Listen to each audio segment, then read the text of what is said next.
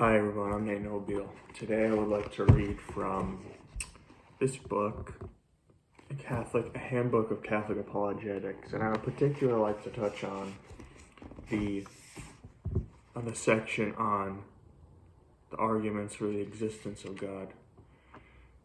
Now, I would like to read from one of the lesser known arguments for the existence of God. When you hear about arguments for the existence of God in contemporary philosophical and apologetic circles, it's often, the Aquinas' five ways, or the Kalam argument, Kalam cosmological argument. Today I would like to read you a more sort of subjective historical argument, or a more sort of historical sort of argument, and it's called the argument from religious experiences. The argument from a religious experience, and it's from this book, A Handbook of Catholic Apologetics by Peter Craven and Ronald K. Tichelli. Now here's the argument. I'll just read it to you, and I just want to give this little nugget for you to think about. Here it is, the argument from religious experience. Some sort of experience lies at the very core of most people's religious faith. Most of our readers have very much likely had such an experience.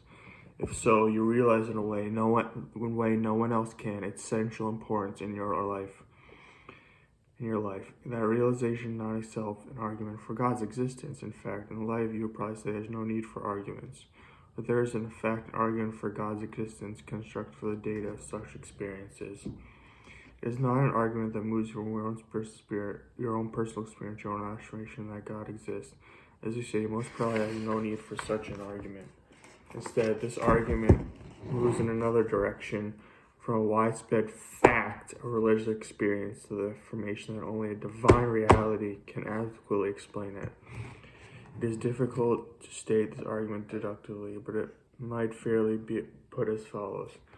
Many people of different eras and here's the first point. Many people of different eras and widely different cultures claim to have such experience of the divine. Number two, it is unconceivable for so many people so utterly wrong the nature and content of their own experience. Therefore, there exists a divine reality that many people of different eras of widely different cultures have experienced. Does such experience prove that an intelligent creator God exists? On the face of it, that seems unlikely, for such a God does not seem to be the object of all experiences called religious. But still, he is the object of many, that as many people understand their experience, the way they united with are taken up into a boundless and overwhelming knowledge of love that fills them with itself, but infinitely exceeds their capacity to receive, or so they claim. The question is, are we to believe them? There's an enormous number of such claims. Either they are true or not, and the value in which take into account. Number one, the consistency of the claims, and are they self-consistent as well as consistent with that what we know otherwise to be true? Number two, the character of those who make these claims. Do these persons seem honest, decent, trustworthy? And number three, the effects of these experiences have these personal lives and lives of others. Have these persons become more loving as a result of what they experience, more generally edifying, or eternally have they become vain and self-absorbed? Here's the last part. Suppose someone says to you, all of these experiences are either the result of lessons in temporal lobe or neurotic repression.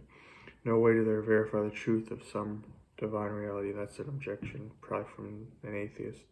Definitely for an atheist. What might your reaction be? You might think back with enormous documentation of accounts and ask yourself if that can be right. You might conclude, no. Given this vast number of claims, the quality of life of those who made them, it seems incredible that those who made the claims that have been so wrong about them, that are the insanity or brain disease can cause such profound goodness and beauty. It is impossible, this is the last paragraph, it is impossible to lay down ahead of time the investigation how investigation into this record of claims and characters will affect all individuals.